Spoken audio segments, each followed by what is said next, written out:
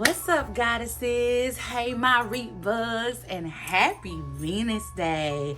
I know y'all like, girl, I thought you said you was gonna be uploading videos like every Wednesday. Y'all, I just want to show up for y'all. That's it. I want to show up for y'all, so I shouldn't even really constricted myself to a time frame, but just know you're gonna get a video every week, okay? So I know you've seen the title, and I know that you really want the tea. I had a young lady recently ask me, hey, how do I get a guy to be obsessed with me using my divine femininity? So I am here to drop the tea. So you already know the deal. Grab your wine glass and grab your notebooks, and let's get into it. Yeah. When I feel what I feel, sometimes it's hard to tell you so. You may not be in the mood to learn what you think you know.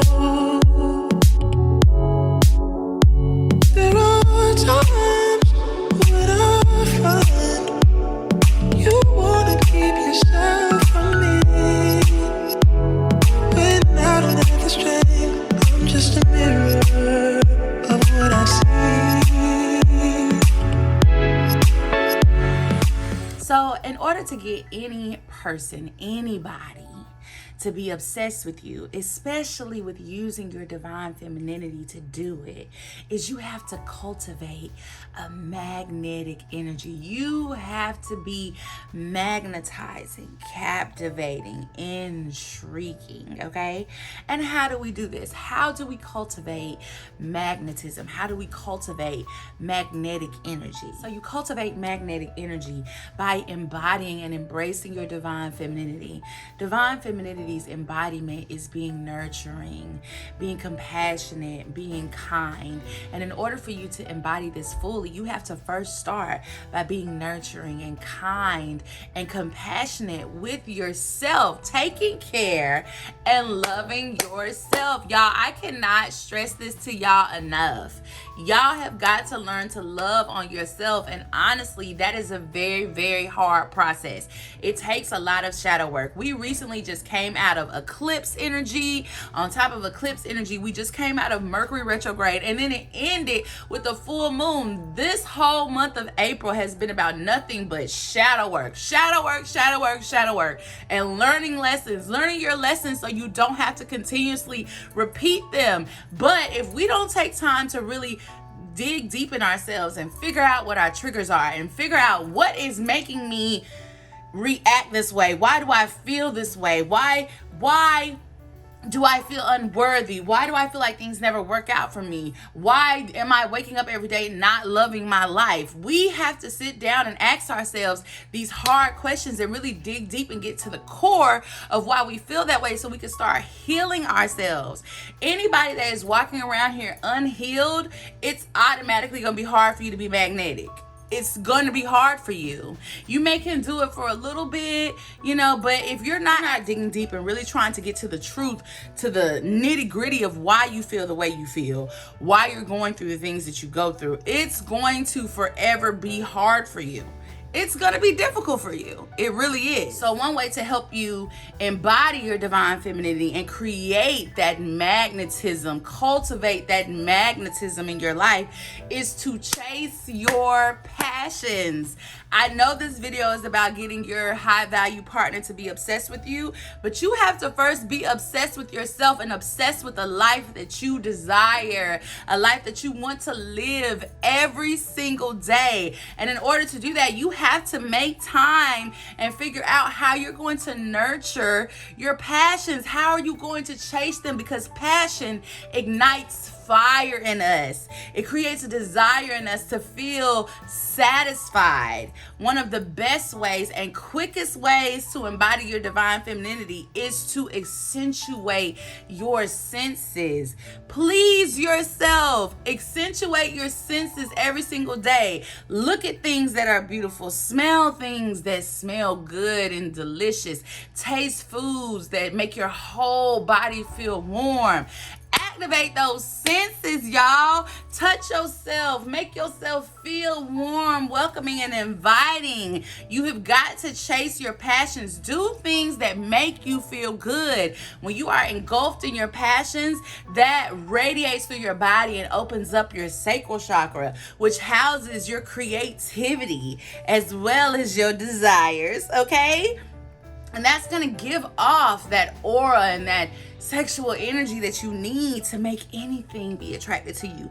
Not just a high value man, but anything be attracted to you, okay? So in order to embody your divine femininity, you got to be nurturing, you have to be kind, you have to be compassionate to yourself. And the best way to cultivate, that magnetism in your life by embodying your divine femininity is to chase your passions. Whatever you've been thinking about doing it, figure out a plan and do it. If it's not in your budget, write your budget down, figure out how you're gonna do it, okay? Give yourself the experience. We are spirits having a human experience. So you have got to figure out how you're going to experience more passion in your life so you can have more joy, so you can be more happy, so you can create that magnetism when you do meet your high value partner, when you do meet your high value man, he ain't gonna be able to get enough of you.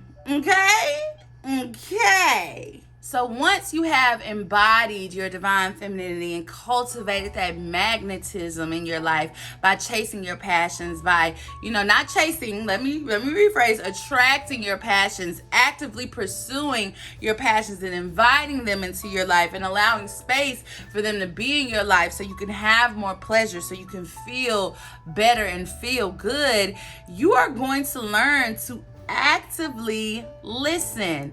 Again, this is shadow work, okay? Shadow work is never gonna go away. It's not something that's a one and done fix, okay? It's never going to go away. It's going to be something that's continuous. As you elevate in life, you're going to face new challenges that you're going to have to overcome.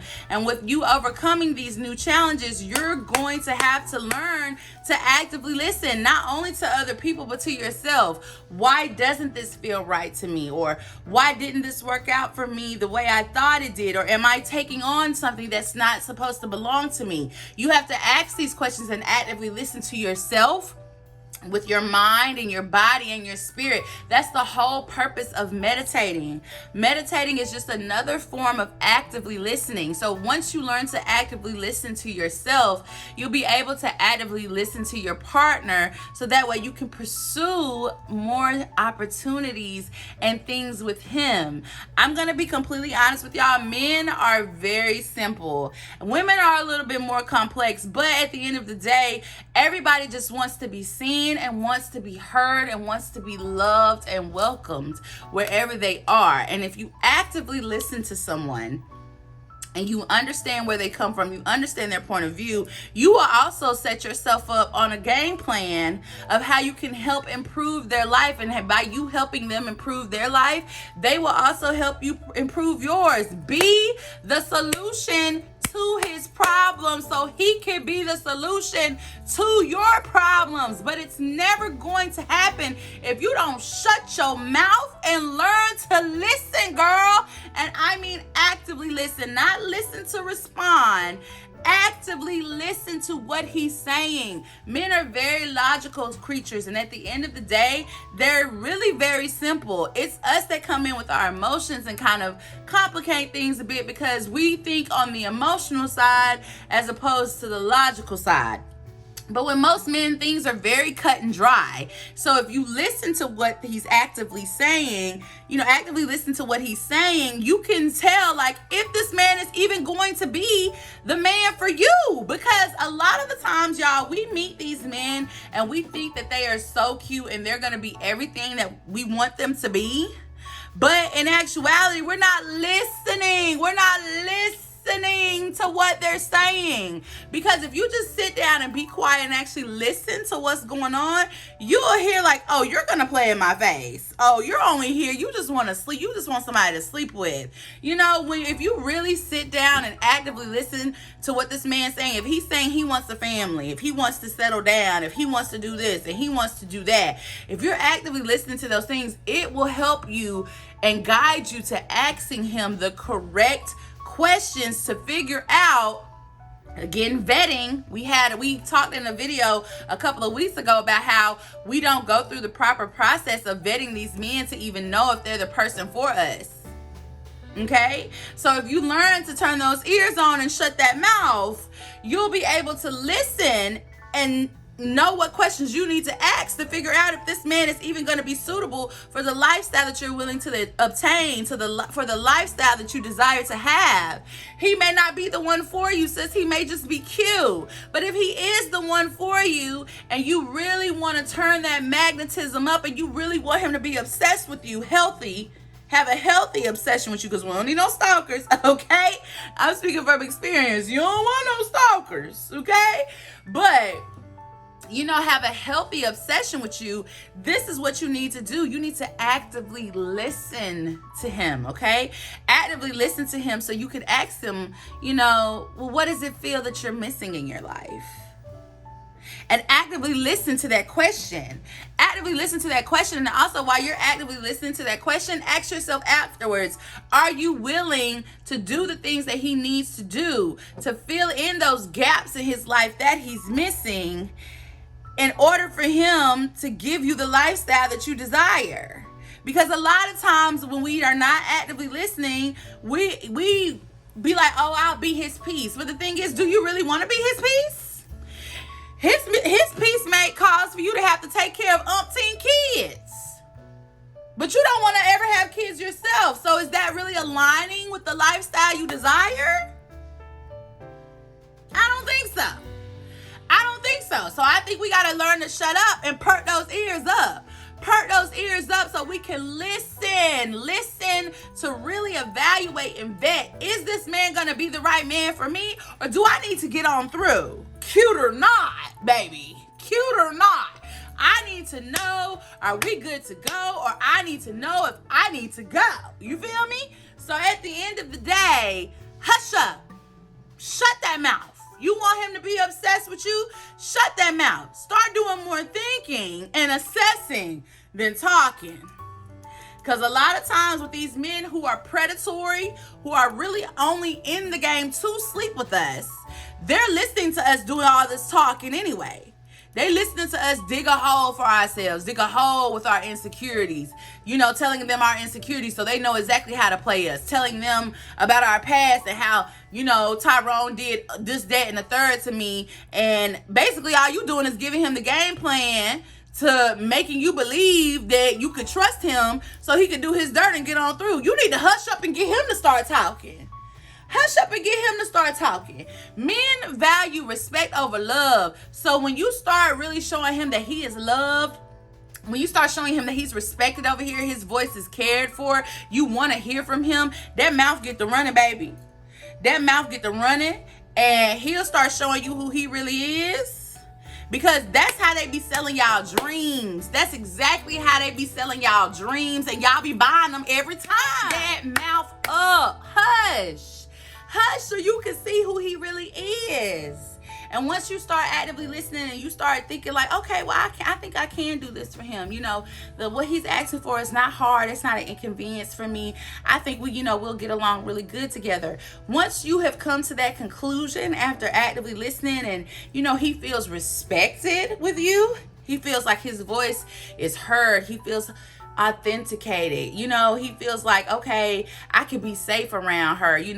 She's not going to take what I say and throw it back in my face. Because I'm be honest with y'all, as a woman myself, I don't like that. I don't like telling somebody something and they throw it back in my face. Because then at that point, it's like, okay, you're keeping tabs. You're keeping tabs on our relationship. Why you're doing that, I don't know. But now I no longer feel safe to share with you. So now I'm not. And once I feel like I don't feel safe to start, to keep continuing sharing my life with you, we're really not even friends for real. Once I don't feel safe continuously sharing my life with you, we're no longer friends. You're an associate. You can know of me, but you don't need to know anything intimate about me. So you don't want to create those type of barriers in your relationship, because once you do, they're never going to go away. Or if they do go away, it's still never going to be the same, to be honest with you. It's still going to be a little bit of hesitance in the back of his mind for him not to trust you, because you're going to throw up what he said in the past in a vulnerable state to you back up in his face. And honestly and truthfully, that shows signs of emotional immaturity, which means you need to go back to shadow work and focusing on you before you even try to get into a relationship with somebody. Because I'm gonna tell you right now, that's the quickest way to get cut with me. Friend, boo thing, whatever. That's the quickest way for you to be out of here. If I'm in a safe and vulnerable space with you and you throw up something that I told you while I was in that vulnerable space, baby, you could go. You could go. Unless you're using it, in a way to, express how you feel in a mature way, not on some, well, that's why, da-da-da-da-da-da-da. If that's the type of energy and the time you want, shadow work.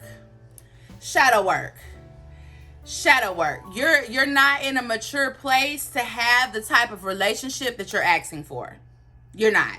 And if nobody's going to tell you that, I am. I'm going to tell you that. Okay?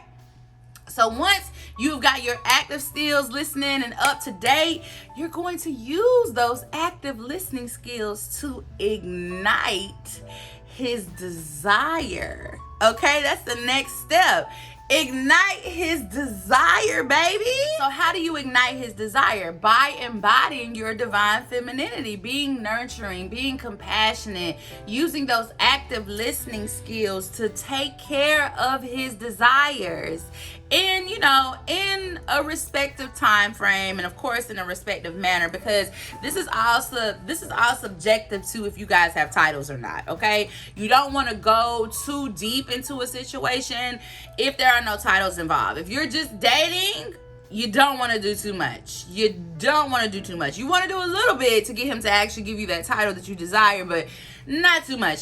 Certain things are reserved for titles. Certain things are reserved for commitment, okay? But if you're being nurturing and compassionate and, you're really catering to him, using those active listening skills to solve his problems and be that safe space for him, embodying that divine feminine energy, you're never going to do too much, because you want to create an air of mystery about yourself, okay? Leave him wanting a little bit more. And with you leaving him wanting a little bit more, that's going to ignite that desire in him to continuously be around you. So how do you keep that mystery? How do you ignite that desire, right, to have him wanting more? Get some business about yourself. If you have your own goals and your own things in mind, they should not become secondary. But they should not become secondary because you're dating someone. Now, I used to be, oh my God, y'all, I used to be the queen of this. Okay, I used to be the queen of this. Every time I got me a little boo thing, my goals would slow down. They would slow down because my time and energy would only be focused on this boo thing and what he got going on, and how I wanted him to just be all wrapped up in me and be, have that dream family that I wanted to have. But I was doing a disservice to myself. And I think that's how a lot of women end up losing themselves in relationships, because you start devoting so much to him that you start taking away from your goals instead of just involving him in your goals, learning to ask him for assistance with your goals, which is what I talk about in my How to Ask a Man for Money class. And I also just dropped a new workbook called the High Value Love Map, where I go over how to find these high value men and what to say to get them to assist you with your goals. Because at the end of the day, men want to be superheroes. They want to help you. They want to save the day. That's why they were put here, to save the day. Now, some of them have definitely lost themselves along the way, and we can't worry about them. We've got to let the other divine masculine men, usher them and help them through their process. That's not our bag. We are not rehabilitation centers for men. We have got to let other divine masculine worry about that, okay? But the men who are already operating in their divine masculine, they want to help you, sis. They want to do things for you. But the thing is, you're getting so wrapped up And you having a little man, because you're operating in that spirit of lack, that spirit of desperation, that spirit of unworthiness, you're pouring all your energy into him. You pouring all your energy into him, and you've completely forgotten what your goals are. A prime example of this is I had a client whose man asked her, well, what is it that you need? You saying you stressed out, but what is it that you need? Like, what can I help you with? And she didn't even have an answer to that question. She didn't even have an answer to that question because everything had fell to the wayside. And she was just so used to chasing after men. She had never had one actually want to assist her, actually to want to help her. So when she was confronted with the question of what can I do to help you? What can I do to make it better? How can I assist you? She didn't even have an answer. She didn't even have an answer because she had forgot about her goals so bad. And, you know, running after men so bad, she didn't know what to say. And that's what my High Value Love Map book helps you with. Helps you, keep at the forefront your goals so you know what to ask for when a high value man or when a divine masculine man asks you, what do you need? But you have got to cultivate some mysteriousness about yourself. If you want to ignite his desires, if you want him to be around you all the time, you want him to be obsessed with you and just fawning all over you, girl, keep your goals front and center. Front and center. I'm going to be honest with y'all, my phone stays on Do Not Disturb. My phone stays on Do Not Disturb for everybody, not just who I'm dating, but it stays on Do Not Disturb because I have things that I have to do and I have to show up for myself continuously for my goals to be met. And in order for me to do that, I can't have certain distractions during certain times.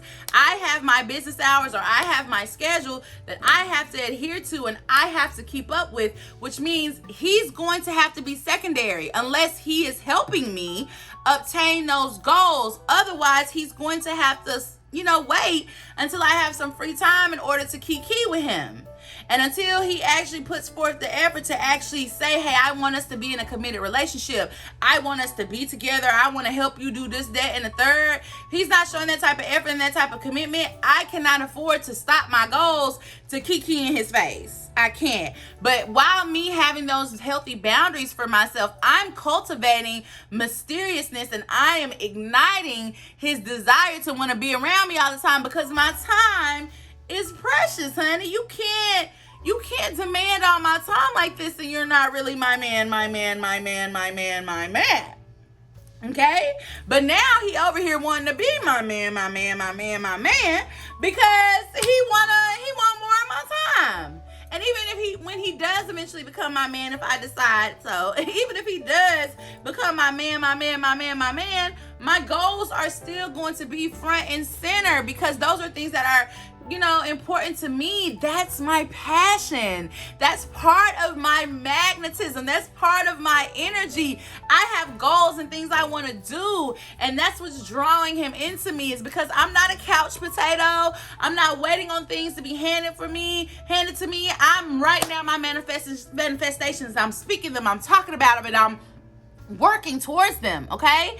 I am on the front lines every single day. I'm in the field. And because I'm in the field and I have healthy boundaries set up, I am creating a mysterious air about myself that's making him wonder like, okay, where's she at? Like, she ain't text me back. What's she doing? And I know some people may say, oh, that's playing a mind game. It's not playing a mind game. It's not playing a mind game. It's called having healthy boundaries. Having healthy boundaries, having goals, having standards for yourself, having things that you want to achieve. Okay? Because nobody should be coming into your life, taking you off your path, taking you off your purpose. If that is what they are doing, you either have a problem with setting healthy boundaries or they are not the person for you.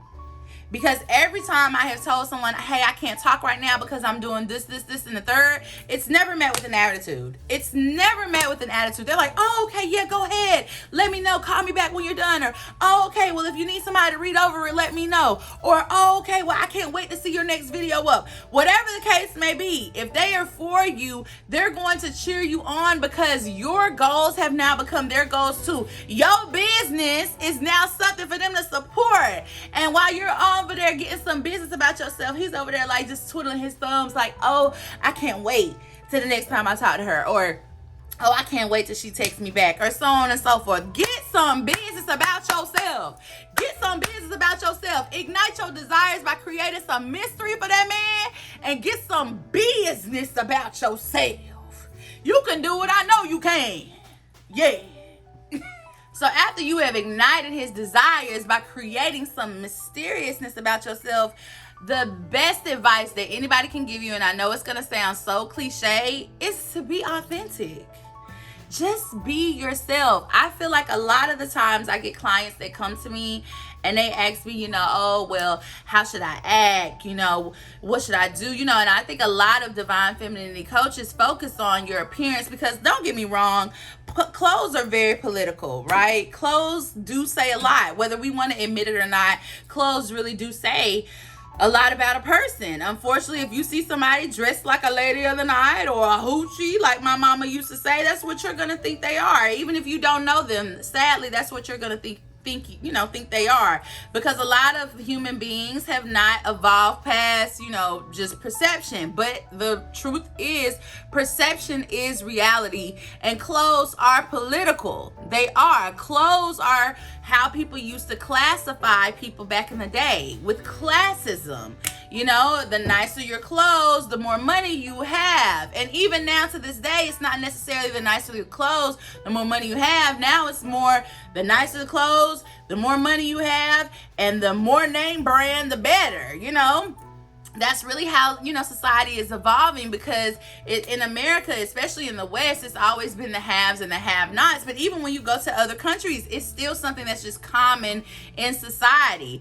So we do have to watch how we present ourselves, because the way we present ourselves is going to dictate how we're going to be treated, sadly. And I think that's why a lot of divine femininity coaches focus on that, because it's honestly the easiest thing to fix, right? But the downside to that is when we focus on the easiest thing to fix, we don't really get to the root of the problem, the root of why we're having a hard time embodying our divine femininity, the root of why we're having a hard time making anyone obsessed with us, anyone be magnetized to us, anybody want to, just be consumed in our aura and our energy all the time, is because we have an issue with authentically being ourselves. We don't trust who we are. We have a hard time embodying our divine femininity because we have a hard time just simply being who we are. And the only way we're going to find out who we are is if we do shadow work to unlock our seductive power, to unlock our seductive energy, which I also have a workbook on how to do, and we'll be dropping a class on soon